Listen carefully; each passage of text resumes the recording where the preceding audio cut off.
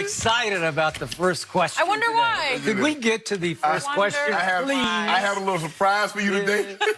I had to put it on ice. You had to put it on ice. That's too bad. I had a nice little surprise for you.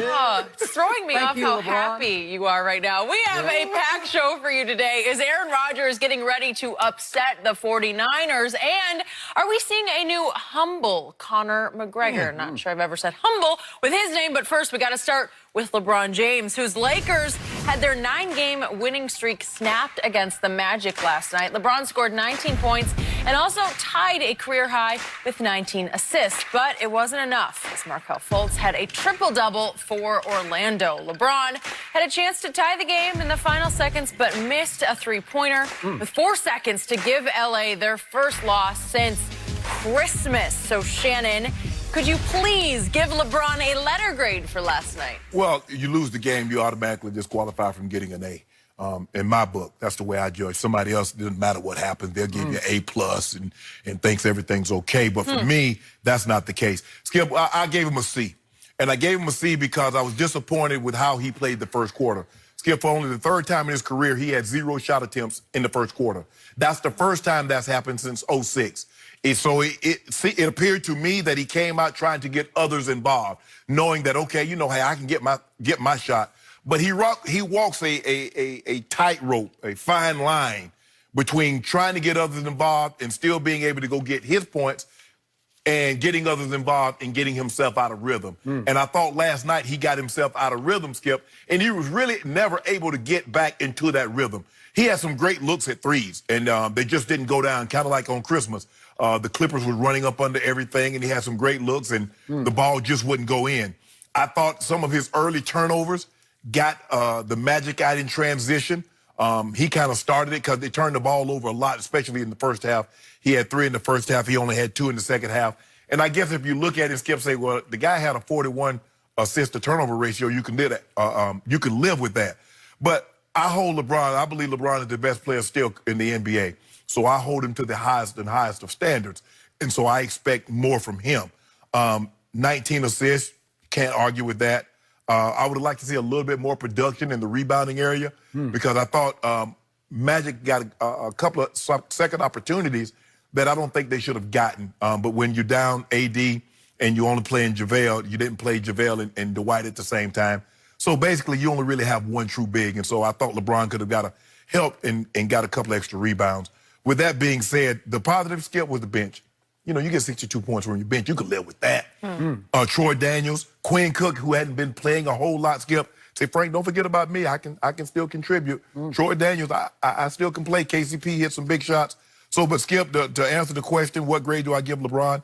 I gave him a C because I thought last night that was a game they should have won, and they let it slip away.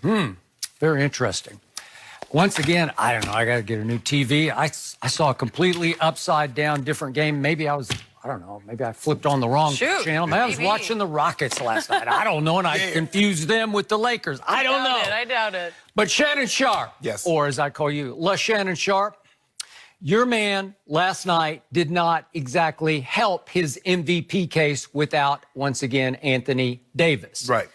And he continued to close my longtime case that he is just not a closer, because you did not mention what happened in the fourth quarter, and I'm about to go into great detail about the fourth quarter because, once again, I saw no clutch gene from LeBron James in the fourth quarter. So, yes, he did tie his career high in assists.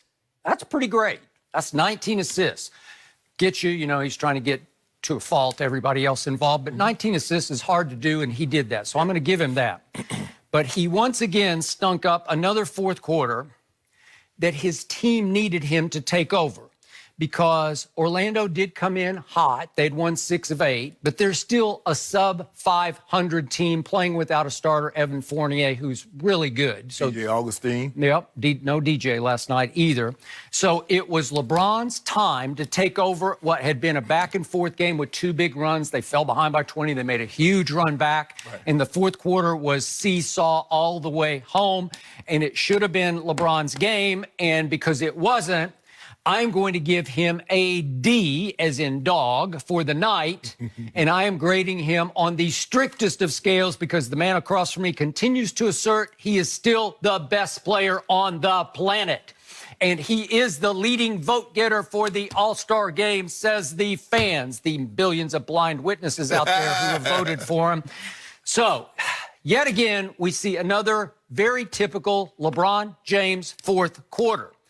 It started off really good, and it went really sorry because the first two shots that he took in the fourth quarter, he made a big three. It was at the end of the shot clock when he's at his best because there's no decision to be made. He just shoots it with conviction, and he made that one.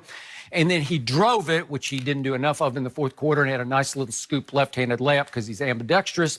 Then it started, if we could start to see what happens from there. 8:43 left. He misses a three. Here we go. He missed a three, and they were up one at this point. Let's give the balls halfway down. Okay. Well, and then 8:15 left. Here came the play of the night. Oh, he got blocked by the rim on a dunk shot. Wait, could that be? He tried to quick dunk it. Okay, then we get another missed three at 7:16 left. Then we get another miss. Here we go, another drive. He fades. He missed in the corner. That's about a 13-footer. Then 3:59 left. I don't know what he's thinking. He just starts running with the ball, and they just said, you can't do that. You have to dribble. That's a travel. And then here we go again with another missed three. They were down two at this point. 2:30 left. He tries to get the ball to Kyle Kuzma, but he is pretty covered, and that results in a turnover again. That was his second turnover of the fourth quarter. And then with 1:40 left, he missed another late game free throw. You can't do that because they were down two at that point.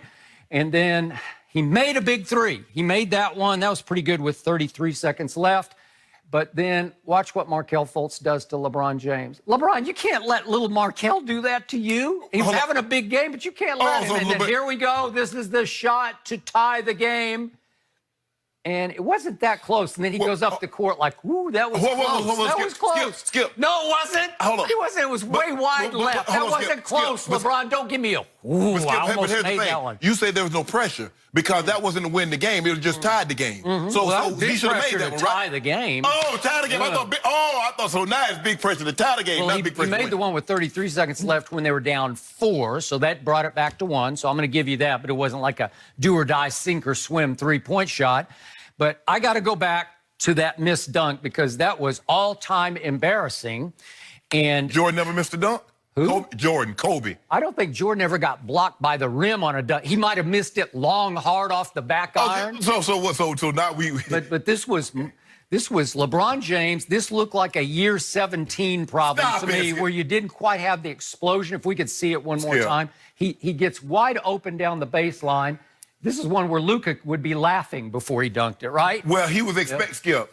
He was expecting Mo Bamba, who has the longest wingspan, to come contest it. That's what he said faked like he faked like he was going to come in. When he didn't, LeBron was going to try to quick dunk on it. Yeah, LeBron did say. I don't know if we have that. Do we have that sound of LeBron after the game? Yeah, here we go. Let's listen to what he had to say. To just kind of mistiming the jump or not realizing, maybe exactly where you're taking off from? No, taking off. you want to be part of the disrespectful team, too? Take off from this. No, Mo Bamba was around the rim, so I tried to quick dunk him. Being a shot blocker that he is, I tried to quick dunk him and, mistimed the place with the ball to the rim. He ended up not even coming to even make an attempt on the ball, so I kind of tricked myself out of that one. Yeah, LeBron took a little shot at Dave McMenamin of ESPN, who's been pretty good to LeBron. He's very objective. Skip.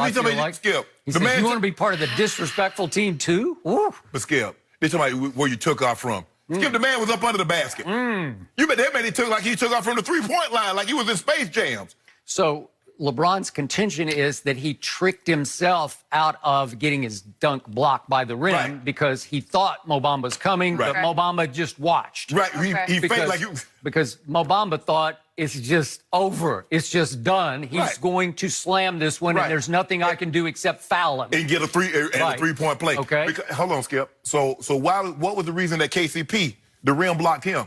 Was it year 17 for KCP? Are we really going to compare KCP to LeBron James? And by the way, he back ironed it with a contest at the rim. No, he dunked. He tried to do He's got a guy hanging all over him. No, Skip. No. Why do you do, Skip? All I'm saying is that if you miss the dunk, you missed the dunk. Whether it hit the front rim, the side of the